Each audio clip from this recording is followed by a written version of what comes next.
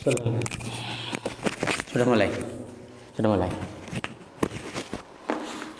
Assalamualaikum warahmatullahi wabarakatuh. Al-Fatihah ila hadratin Nabil Akramil Mustafa Sayyidina Muhammadin sallallahu alaihi wa alihi wa sahbihi wa sallam wa ila hadrati alihi wa ashabihi wa azwajihi wa auladihi wa dzurriyyatihi wa ahli baitil karim. Bismillah sayyidu sahabati wal qarabati wa tabi'in wa tabi'in bi ihsan ila yaumil din. Bismillah jamil ulama al-mutaqaddimin al-mutahhanin ulama al-musafin wa ila ashabil madahib al-imam Syafi'i maliki rahimahullah. Sallallahu ila musanifaini al-imam Jalaluddin al-Mahalli wa Jalaluddin as-Suyuti wa ila muassisi jami'ati nahdlatul ulama Syekh Hasyim Asy'ari wa kulli man intasaba wa intama ilaihi min al-ulama al-wataniyin ila yaumina hadha nastanid bihim wa natabarraku bihim fi taysir al-umur wa halil mushkilat wa jami' al-hajat wa ila hadratin Nabi Mustafa Muhammadin sallallahu alaihi wasallam. Al-Fatihah. A'udzu billahi minasyaitonir rajim. Bismillahirrahmanirrahim. Alhamdulillahi rabbil alamin arrahmanir rahim maliki yaumiddin iyyaka na'budu wa iyyaka nasta'in ihdinas siratal mustaqim siratal ladzina an'amta 'alaihim ghairil maghdubi 'alaihim waladdallin. Alhamdulillah, hari ini kita berada di hari terakhir tahun Hijriah 1422 dan esok hari kita telah memasuki tahun baru Islam 1423 Hijriah. Semoga penghujung tahun kita ini menjadi penghujung tahun yang indah sehingga kita bisa keluar dari pagebluk ini, bangsa Indonesia ini bisa keluar dari berbagai cobaan dan kita menghadapi tahun baru Islam sekaligus hari kemerdekaan kita, ulang tahun kemerdekaan kita di bulan Agustus ini dengan penuh riang gembira. Allah angkat segala macam cobaan, baik virus corona dan berbagai cobaan bangsa ini dari kita. Amin Allahumma amin. Kemarin kita telah menuntaskan tentang tipologi orang munafik dan kita masuk kepada pembahasan ubudiyah, atau ini sebenarnya adalah pembahasan ketauhidan. Bismillahirrahmanirrahim. Kita telah uraikan kemarin bahwa Al-Quran mengajak, setelah memaparkan tipologi manusia, mengajak umat manusia untuk melakukan penyembahan hanya kepada Allah Subhanahu wa taala, melakukan kehambaan dengan firman Allah, ya ayyuhan nasu ubudu rabbakum alladzi khalaqakum walladzina min qablikum la'allakum tattaqun. Jadi sebenarnya ajakan ini umum kepada seluruh umat manusia. Hanya oleh Imam Jalaluddin As-Suyuti ditafsirkan sebagai an-nas. Di sini umat manusia yang dimaksud adalah ahlu Mekah, penduduk Mekah, karena ini ayat turun ketika dakwah belum tersebar ke seluruh alam, hanya berkisar di antara Mekah dan Madinah dan sekelilingnya. Jadi setelah mengenalkan tipologi manusia, maka yang diserukan pertama oleh Al-Quran adalah ya ayyuhan nas u'budu, sembahlah oleh kalian Tuhan kalian yang menciptakan kalian dan orang-orang sebelum kalian, agar kalian bertakwa. Jadi segala bentuk kehambaan yang kita lakukan, segala bentuk peribadatan yang kita lakukan, tujuannya adalah agar kita menjadi orang-orang muttaqin, sebagaimana di awal surat Baqarah. Jadi segala bentuk kehambaan yang kita lakukan, semua apapun berupa dan bentuknya, itu adalah agar mencapai derajat ketakwaan. Ketakwaan digambarkan di sini la'allakum tattaqun bi'ibadatihi iqabu. Artinya apa? Takwa itu di sini dimaknai sebagai menghindar dengan beribadah kepada Allah, itu menghindar dari apa? Dari siksa. Dari sini kemudian saya tertarik dengan pendapat guru kita Habib Quraish Shihab dalam tafsir beliau menyebutkan bahwa ketakwaan itu memiliki dua aspek atau dua sisi. Karena takwa itu dari makna menghindar, betul memang menghindar. Makanya Imam Jalaluddin di sini tattaqun ibqabahu, jadi menghindar dari siksa Allah. Jadi muttaqin itu apa? Orang yang Allah selamatkan dari siksanya. Lah, takwa itu ada dua sisi, wajhid dunya, sisi dunia, dan wajhil akhirah, sisi akhirat. Menghindarlah dari siksa Allah di dunia, dari siksa Allah di akhirat. Berbagai ketidaknyamanan itu masuk dalam domain sesuatu yang tidak enak, itu harus kita hindari. Menghindarlah dari sakit dengan menjaga pola hidup sehat, makan makanan bergizi, dan berbagai kegiatan-kegiatan positif. Itu juga bagian takwa, tapi dari aspek dunia. Di akhirat menghindarilah dari siksa Allah berupa neraka dengan cara melakukan peribadatan kepada Allah Subhanahu wa taala. Lah, ketika mengajak manusia dalam ayat ini untuk melakukan penyembahan ketauhidan kepada Allah, di sini digunakan narasi alladzi khalaqakum. Penyifatan Tuhan dalam ayat ini disebut alladzi khalaqakum, yang menciptakan kalian. Sebelumnya kalian bukan siapa-siapa, tidak ada apa-apanya, dan menciptakan orang-orang sebelum kalian. Ini digambarkan bahwa Allah itu, Tuhan itu adalah Al-Khaliq, yang maha menciptakan. Karena manusia tidak bisa menciptakan apapun itu. Sehingga sifat-sifat ini lebih mendekatkan kepada benak orang-orang Arab jahiliyah waktu itu, menggunakan penyifatan yang menciptakan kalian. Karena begini, apabila berbicara tentang sosok ketuhanan, tentang Allah Subhanahu wa taala, maka tidak bisa dimaknai secara artifisial dalam sebuah wujud fisik. Oleh karenanya, untuk mendekatkan hampiran-hampiran kita tentang zatullah, maka Allah mengenalkan dirinya dengan sifat seperti ini. Tuhan yang menciptakan. Nah, yang ada dalam bayangan orang-orang nanti ketika nama Allah disandingkan dengan sifat-sifat, maka mereka mudah menganalogikan dalam benak mereka tentang wujud Tuhan yang imateri. Jadi penyifatan itu sebenarnya adalah upaya sederhana yang Allah lakukan untuk mendekatkan pemahaman manusia tentang eksistensi dirinya, artinya diri Allah Subhanahu wa taala. Karena tidak mungkin manusia itu mencapai zatullah sehingga Allah mengenalkan dirinya dengan sifat. Nah, ketika mengenalkan dirinya dengan sifat dalam ayat ini disebutkan alladzi khalaqakum, yang menciptakan kalian. Artinya apa yang menciptakan? Again, umat manusia yang menciptakan alam semesta ini. Makanya pada ayat lain disebutkan alladzi, lanjutannya alladzi ja'ala lakumul arda firasyan was samaa binaa, alladzi yang ja'ala menjadikan, ay khalaqa menciptakan, lakum bagi kalian al-arda bumi, firasyan sebagai hamparan. Firasyan ini adalah hal, sebagai hamparan, bisaton yakni hamparan yuftaras, yang dibentangkan, la ghayata fis salaba, jadi tidak terlalu keras atau tidak terlalu lunak, layak ditinggali gitu loh maksudnya. Fala yumkinul istiqrar, karena kalau terlalu keras, karena terlalu lembek, artinya manusia fala yumkin, maka tidak mungkin al-istiqraru, berdiam, bertempat tinggal alaiha, di atas bumi. Jadi firasan di sini sebenarnya tidak berhubungan dengan teori kekinian antara bumi bulat dan bumi datar. Tapi di sini yang dimaksud firasyan itu adalah bumi itu dibuat nyaman seperti permadani yang dibentangkan. Artinya apa? Layak untuk dijadikan tempat tinggal. Layak dijadikan tempat tinggal itu. Wassama, dan menjadikan langit binaan sebagai bangunan. Bangunan itu kodung kalau kata orang Madura. Tudung atau atap, yakni sakfan, atap, dan menjadikan langit sebagai atap. Wa anzala, dan menurunkan minas sama'i dari langit ma'an, air.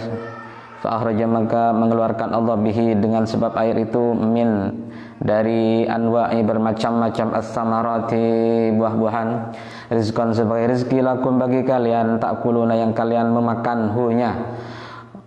Gitu. Wa ta'alifuna, dan kalian memberi makan juga bihi dengannya, dawabakum kepada binatang ternak, gitu.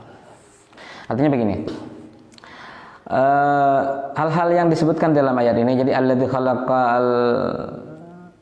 khalaqakum walladzina min qablikum, jadi yang menciptakanmu dan orang-orang sebelum. Artinya apa? Umat manusia seluruhnya diciptakan oleh Allah Subhanahu wa taala. Dan bukan hanya itu, yang menjadikan bumi sebagai basis tempat tinggal manusia ini layak ditinggali sebagai hamparan, firasya, wassama, dan langit sebagai atap. Fungsinya nanti langit itu menurunkan hujan, menurunkan air. Yang dari air hujan itu, kemudian yang dari air itu tumbuh berbagai macam tumbuhan, dan kemudian Allah keluarkan dari mereka itu buah-buahan yang manusia bisa hidup dengannya. Ini bicara tentang sebuah siklus. Jadi yang dengan buah-buahan itu mereka bisa makan dan bisa memberi makan ternak mereka, macam-macam. Nah, di sini kemudian Tuhan mengajak kita untuk berbicara tentang dasar kehidupan. Karena begini, air itu adalah dasar kehidupan, bumi adalah dasar kehidupan. Ya, bahkan manusia itu sendiri adalah pelaku kehidupan itu sendiri. Jadi ketika mengajak orang untuk bertauhid kepada Allah Subhanahu wa taala, maka yang digedor pertama adalah kesadaran. Makanya ketika penyifatan itu biasanya kontekstual. Makanya yang digunakan dalam ayat ini adalah sifat Al-Khaliq yang menciptakan. Gitu. Saya punya gambaran begini sebenarnya. Al-Asmaul Husna dari sifat nama-nama yang baik itu, artinya sifat-sifat Allah semuanya itu global. Ya, global, universal. Tapi pemberlakuannya sangat kontekstual. Makanya kita akan temukan penggunaan Asmaul Husna, sifat-sifat Allah itu sesuai konteks. Ya, alhamdulillah ketika mengenalkan segala puji bagi Allah Rabbil Alamin, Tuhan semesta. Digunakan lagi Ar-Rahmanir Rahim. Atau ketika kita selesai membaca Al-Quran digunakan Sadaqallahul Azim. Kadang ditambahi Sadaqallahul Aliyul Azim. Maha benar Allah yang Maha Agung. Kenapa? Kita tidak akan temukan Sadaqallahul Razzaq, misalkan Sadaqallahul Majid, gitu. Tidak akan temukan itu karena kontekstual. Sehingga kalau apabila kita amati nanti di sepanjang ayat-ayat Al-Quran itu, maka biasanya Allah itu menggunakan sifat-sifat itu sekaligus sebagai ilustrasi dari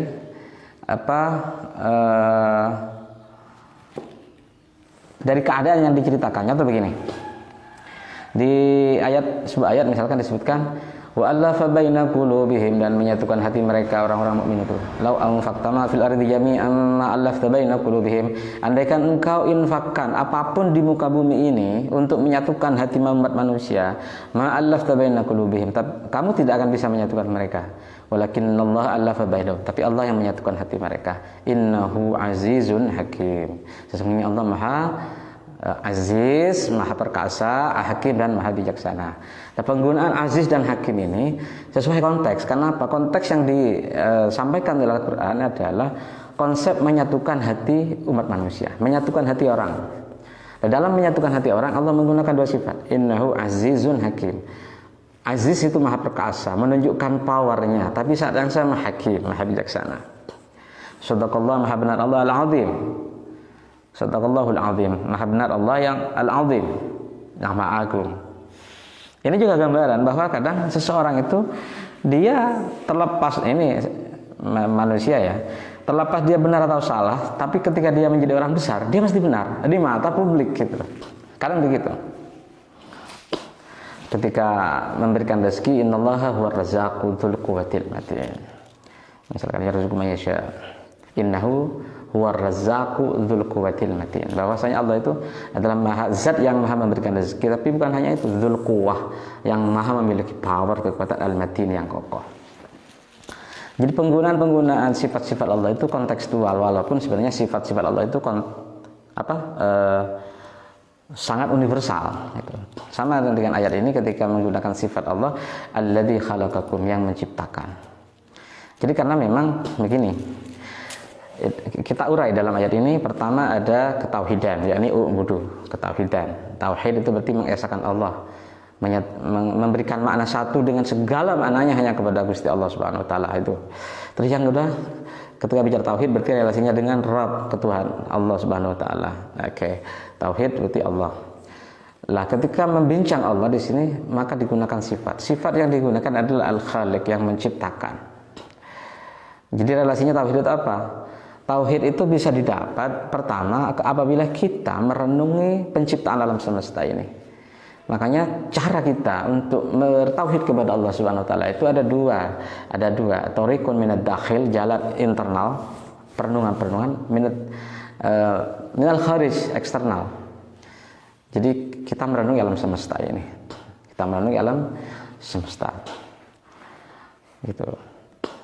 Makanya ketika membincang kata ulama di Al-Quran itu dikaitkan dengan pembacaan alam semesta, pembacaan alam semesta. Jadi ketauhidan itu harus dibangun dengan menyadari tentang penciptaan, ehwal penciptaan kita ini, penciptaan manusia, penciptaan alam semesta yang awalnya tidak ada kemudian menjadi ada. Itu yang dipantik oleh Al-Quran untuk kita renungkan dalam kehidupan kita. Jadi untuk bisa masuk ke dalam ketauhidan, maka kita harus melakukan proses-proses perenungan tentang ehwal penciptaan ini, penciptaan alam semesta, terus siklus kehidupan ini, bagaimana kemudian Allah menjadikan langit itu sebagai atap, yang seolah-olah sebagai atap, yang di situ ada awan, yang kemudian dari awan itu nanti turun air hujan, yang dari air itu kemudian menumbuhkan tanaman, yang dari tanaman itu kemudian melahirkan buah, dan dari buah itu kemudian manusia bisa makan dan bertahan hidup, menjadi penyintas dalam kehidupan ini. Bukan hanya itu, dia bisa memberi manfaat dengan memberikan makan hewan ternak dan segala macam, dawab, binatang melata, semua. Intinya apa? Tujuannya adalah satu, bahwa ini bermula dari ketauhidan, dari betapa maha esanya Allah Subhanahu wa taala, dan kita harus menyadari keesaan Allah itu. Oleh karenanya satu hal hanya pilihan kita, kita harus melakukan penghambaan kepada Allah Subhanahu wa taala. Maka status paling indah itu adalah ketika kita menyadari tentang eksistensi kehambaan kita kepada Allah Subhanahu wa taala. Ketika kita menyadari eksistensi kehambaan kita, maka kita menyadari eksistensi ketuhanan. Dan itu tidak akan didapat kecuali kita melakukan perenungan-perenungan terhadap penciptaan ini. Maka sebenarnya makanya dalam ayat lain itu begini disebutkan gini, inna fi khalqis samawati wal ardi wakhtilafil laili wan nahar laayatil lil albab. Jadi dalam penciptaan langit dan bumi, pergantian siang dan malam, semua ini menjadi ayat. Ayat itu seperti apa? Ayat-ayat kekuasaan Allah yang semakin menyadarkan orang betapa maha esanya Allah. Dan dia kemudian semakin memupuk ketauhidan dengan perenungan-perenungan itu. Jadi sebenarnya sahabat-sahabat sekalian, untuk kita bisa sampai kepada kehambaan sejati, ketauhidan pengesaan Allah Subhanahu wa taala yang sejati itu, kita harus melalui perenungan-perenungan terhadap penciptaan. Itu yang paling penting. Oleh karenanya di sini kemudian setelah memerintahkan kita untuk bertauhid, fala taj'alu lillahi andada. Maka janganlah kalian menjadikan lillahi bagi Allah itu andada. Sekutu ay syuraka, sekutu fil ibadah, dalam kehambaan. Jadi memang harus melalui proses perenungan-perenungan. Ketauhidan itu tidak tumbuh dengan hanya ritual, tapi juga harus melakukan sebuah perenungan yang melahirkan sebuah kesadaran. Harus itu. Tanpa itu tidak bisa. Makanya ketika bicara tentang kesaksian keesaan Allah, disebutkan syahidallahu annahu la ilaha illa huwa wal malaikah wa ulul ilmi qa'iman bil qis. Jadi Allah bersaksi annahu la ilaha illa huwa, bahwasanya tidak ada Tuhan selain dirinya. Bagaimana Allah bersaksi?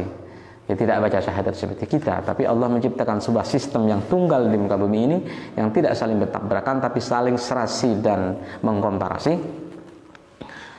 Kemudian para malaikat itu yang bersaksi pertama kali, dan yang ketiga wa ulul ilmi, dan orang-orang yang memiliki ilmu pengetahuan. Artinya apa? Wa ulul ilmi ini berarti apa? Memiliki kesadaran pengetahuan tentang alam semesta. Karena memang ketika bicara ketuhanan, sifat yang paling awal itu adalah al-khaliq, yang maha menciptakan. Makanya disebutkan alladzi khalaqakum, yang menciptakan. Penciptaan ini, penciptaan manusia di sini disebutkan, terus penciptaan bumi dan langit di sini juga disebutkan, terus tentang siklus hidup hanya disebutkan sebagai air di sini. Makanya di ayat lain itu awalam yarul ladzina kafaru, apakah orang-orang kafir itu tidak menyadari an-samaa wal arda kanata ratqan, bahwasanya langit dan bumi ini sebenarnya ratqan, sebuah satu lah. Fa fataqnahuma, kemudian kami pecah keduanya. Ini ilmu pengetahuan menyebutnya sebagai teori Big Bang. Wa ja'alna min kulli syai'in hayy, dan kemudian Allah menciptakan kehidupan. Ada kehidupan langit, ada kehidupan bumi. Dan ini hanya butuh satu instrumen untuk menggerakkan kehidupan ini. Apa itu? Air. luar biasa. Jadi dari air itu kemudian menurunkan air, kemudian tumbuh berbagai macam buah-buahan itu. Artinya apa? Siklus kehidupan berjalan gitu. Oleh karena itu ketauhidan yang dibangun berdasarkan kesadaran tentang penciptaan ini luar biasa. Oleh karenanya itu kita tidak mungkin dan dilarang oleh Allah untuk menghadirkan sekutu dalam kehambaan kita. Wa antum, sementara kalian ta'lamuna, mengetahui annahu, bahwasanya Allah lah al-khaliqu, yang maha menciptakan gitu. Dan wala takhluqun, dan kalian tidak bisa menciptakan apa-apa. Wala yakunu ilahan, dan tidak bisa menjadi Tuhan itu illa man yakhluq, kecuali zat yang maha menciptakan. Jadi basis ketuhanan itu pertama apa? Menciptakan. Itu juga sebagai pukulan kepada orang-orang penyembah pagan, patung. Kenapa? Tuhan mereka tidak bisa menciptakan apa-apa. Tuhan justru dipahat oleh mereka gitu. Dan kesadaran-kesadaran semacam ini harus kita tanamkan. Jadi kalau kita simpulkan dari ayat ini, karena besok kita akan bicara tentang Al-Quran ini, wa in kuntum fi raibin mimma nazzalna 'ala dina, ini tentang Al-Quran kita sambung besok. Tapi kita hari ini fokus kepada bagaimana membangun ketauhidan dalam wujud perilaku. Tauhid itu begini, seseorang yang mempelajari kitab-kitab tauhid tidak meniscayakan bahwa orang itu kemudian menjadi manusia bertauhid. Orang yang belajar tasawufnya Imam Ghazali sebagai Ghazalian tidak meniscayakan bahwa dia kemudian menjadi sufi seperti Imam Ghazali. Orang yang belajar ilmu tauhid itu dia memiliki argumentasi untuk berdebat dalam bidang tauhid. Tapi tauhid itu dibangun melalui proses kesadaran. Kesadaran tentang penciptaan. Makanya kalau kita ulang di sini, menciptakan kalian dan orang-orang sebelum kalian, lalu menciptakan langit dan bumi di sini. Langit menurunkan hujan. Jadi kalau kita runut begini, langit dan bumi pada awalnya satu, kemudian dipecah sehingga bumi menjadi sesuatu yang bersifat horizontal, kemanusiaan, sementara langit menjadi sesuatu yang vertikal, ketuhanan, agama. Nah, manusia ini tinggal di bumi, sementara agama selalu bersifat langit. Sehingga manusia untuk memahami, manusia sebagai makhluk bumi ini, untuk memahami tentang realitas agama dan ketuhanan itu harus melakukan perenungan. Perenungan jalan masuknya adalah merenungi penciptaan alam semesta ini. Dan untuk memandu manusia melakukan perenungan-perenungan itu, langit tidak membiarkan kita sendirian. Maka selalu ada mediasi yang menghubungkan antara langit dan bumi. Sistem mediasi itu yang dalam bahasa Arab kita sebut sebagai risalah.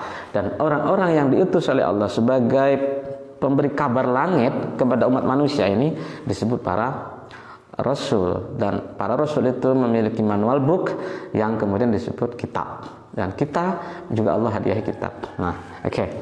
Jadi karena tanpa adanya manusia-manusia yang menjadi mediasi antara langit dan bumi, manusia ini selamanya dia hanya menjadi makhluk materi, kesadaran materialis. Jadi segala yang ada yang tampak ini hanya berwujud materi. Dia tidak menyadari ada eksistensi abstrak, eksistensi langit. Maka fungsi kenabian adalah mengajarkan kepada umat manusia bahwa apapun yang ada dalam bayangan mereka, dalam ada pikiran dan benak mereka, itu selalu ada relasinya dengan langit. Kebaikan yang mereka anggap baik dalam fitrah mereka itu juga baik menurut langit. Seperti contohkan kemarin, an-nadhafah minal iman, kebersihan sebagian dari iman. Ini kalau tanpa ada mediasi bernama kenabian, manusia hanya tahu bahwa bersih lebih baik daripada jorok. Kan begitu.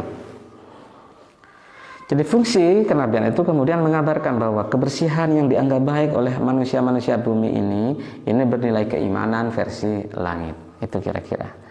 Sehingga alur ini mesti begitu sudah.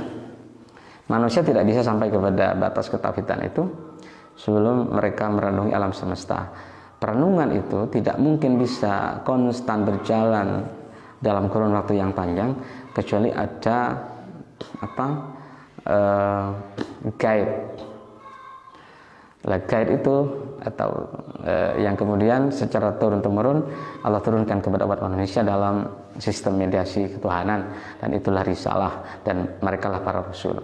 Para rasul telah tidak ada, maka yang ada adalah para ulama, sehingga kemudian menyambung sanad melalui para ulama untuk kita selalu melakukan perenungan-perenungan terhadap penciptaan alam semesta ini, yang tujuannya apa? Kita mencapai ketauhidan, yang dari tauhid itu kemudian kita naik kepada level lebih tinggi, yaitu ketakwaan. Semoga Allah berikan kepada kita hidayah agar kita mampu meniti jalan ketauhidan itu sehingga kita sampai kepada derajat ketakwaan, dan Allah selamatkan kita dan menjadikan kita orang-orang yang memperoleh petunjuk. Itu saja mungkin yang bisa kita sampaikan hari ini, karena telat lagi, ada pemadaman ya dari tadi ya, ada pemadaman sehingga kita mulainya telat. Semoga apa yang kita kaji hari ini bermanfaat. Itulah tentang tauhid sekedarnya. Kalau kita simpulkan dari apa yang kita sampaikan malam kemarin, bahwa tauhid itu berarti memberikan makna esa satu dengan segala maknanya hanya kepada Allah. Artinya apa? Selain Allah tidak satu, beragam. Jadi jangan pernah menolak keragaman kebinekaan, karena dengan sendirinya kita telah merobohkan bangunan tauhid. Terus yang kedua, tauhid itu harus dibangun melalui proses kesadaran. Kesadaran itu dibangun melalui proses perenungan. Perenungan tentang apa? Alam semesta dan seluruh penciptaan. Dan itu bisa terwujud ketika kita meyakini kerasulan. Kerasulan harus terus begitu. Sehingga nanti kemudian menjadi sebuah rantaian utuh sehingga kita sampai kepada puncak, yaitu ketakwaan. Semoga Allah memberikan rezeki kepada kita iman yang bertambah-tambah sehingga kita mencapai ketakwaan yang sempurna di sisi Allah Subhanahu wa taala. Al-Fatihah. A'udzubillahi minasyaitonirrajim. Bismillahirrahmanirrahim. Alhamdulillahirabbil alamin. Iyyaka na'budu wa iyyaka nasta'in. Ihdinas siratal mustaqim. Shiratal ladzina an'amta 'alaihim ghairil maghdubi 'alaihim waladdallin. Assalamualaikum warahmatullahi wabarakatuh.